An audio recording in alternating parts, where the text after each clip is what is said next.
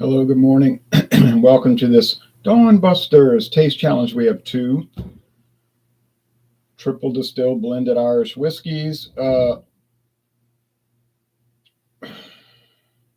age statement. This is Douhans.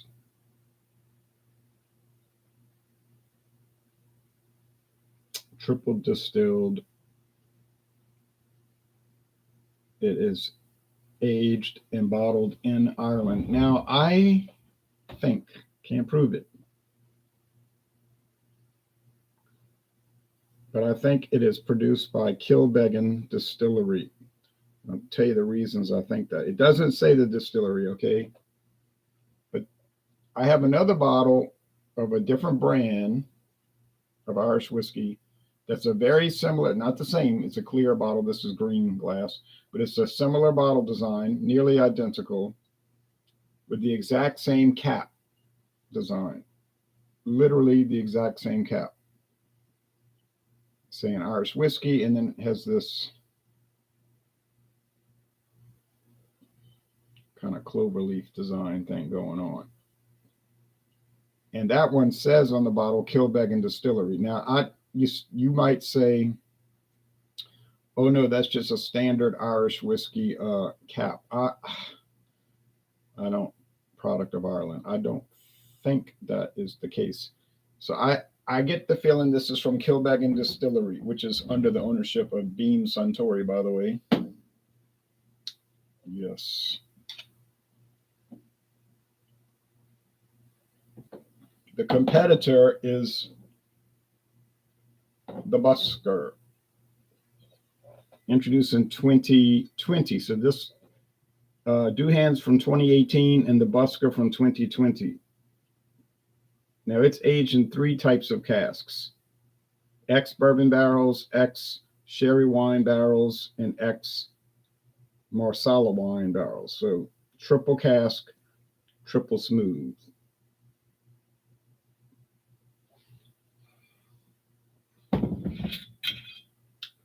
Royal Oak Distillery.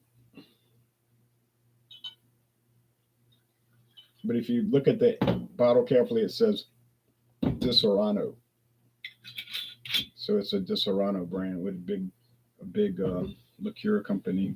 They also make a lot of vodka and rum, or at least they own distilleries that make it. You see.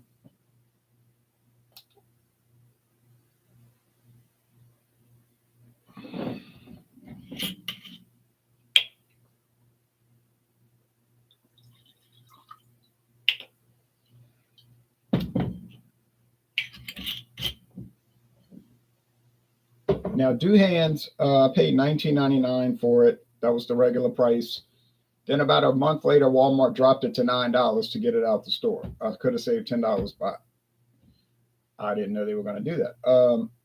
The Busker, I caught it at the right moment because Walmart had dropped the price to $10, from like $32 to $10. True story. Now, the appearance, they're both very pale, but the Douhans is even paler because I think the Douhans is about the palest Irish whiskey I have. It's like hay or straw. This thing will focus.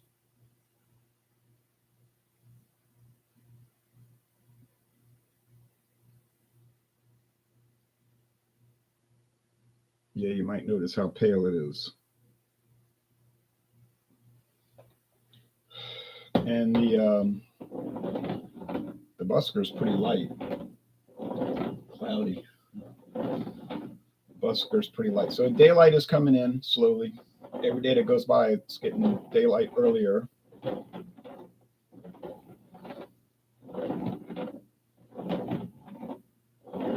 that's the whole reason I've been with no lamp on in here, because it's like, dawn busters, the dawn is coming.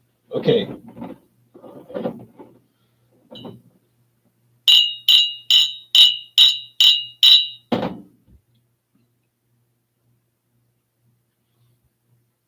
The Busker's been doing better, or I should say, I've been doing better with the appreciation of the flavor. Now, I still get it confused with the others. These Irish whiskeys, they're so similar one to another that they're difficult.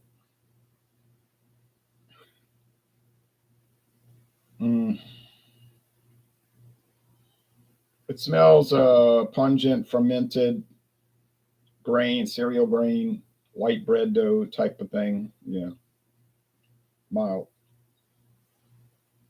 Same thing over here, a little creaminess, maybe a little wine barrel. So on the nose, I think this is the Busker. On the flavor, I'm not sure. Let's go with the flavor. Cheers.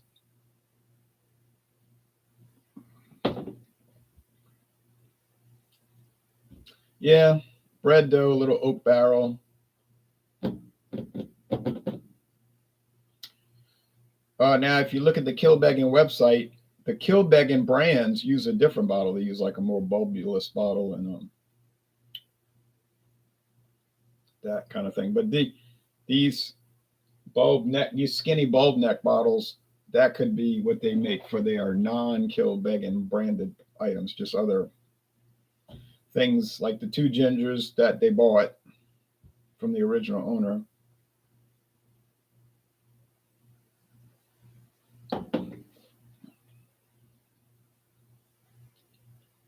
Yeah, little back note of wine barrel, a little bite on the grain whiskey. I think that's the Busker. Let's go one more time here.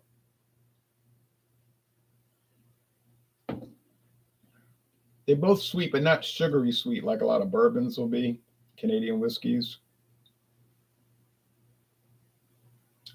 Bread dough, little bite though on the grain end, which is probably the bottom 80% of it.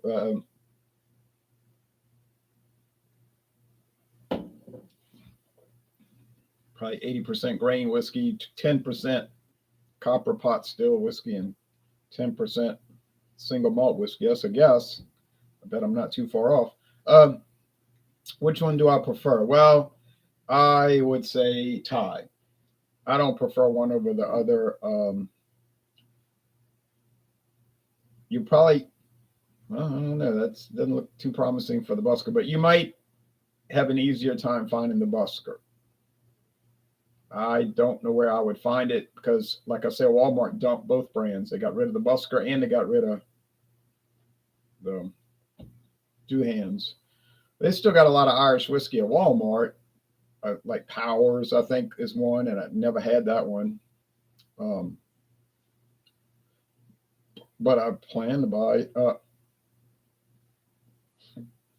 International Market's got one called Michael Collins. And I was like, who in the world? I know who that is, but I said, well, who in the world makes Michael Collins? And I come to find out, Sazerac brand. I said, oh, well, should have known. So I'm going to say this is the Douhans, but it's difficult to say.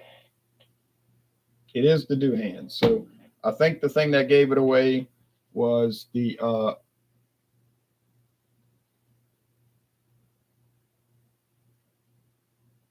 little wine barrel note. Sherry Marsala. I mean, it's subtle. Between these two, it's very close. So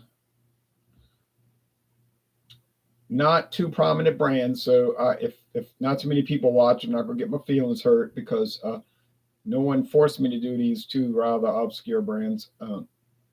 If I do something like Jameson versus Bushmills, yeah, well, a lot of people are going to watch, and it's just got more.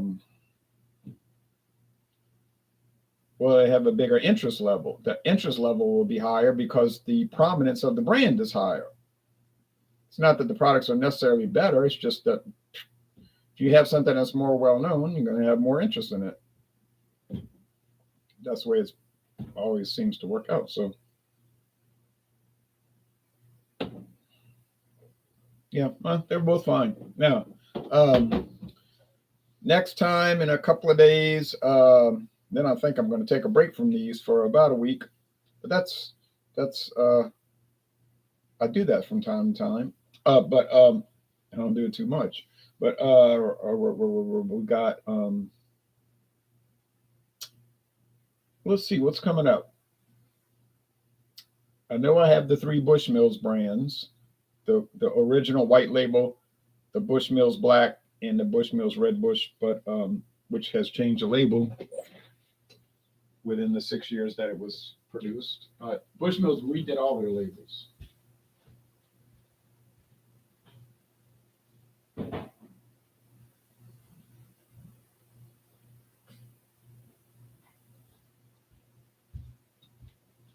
Oh yeah,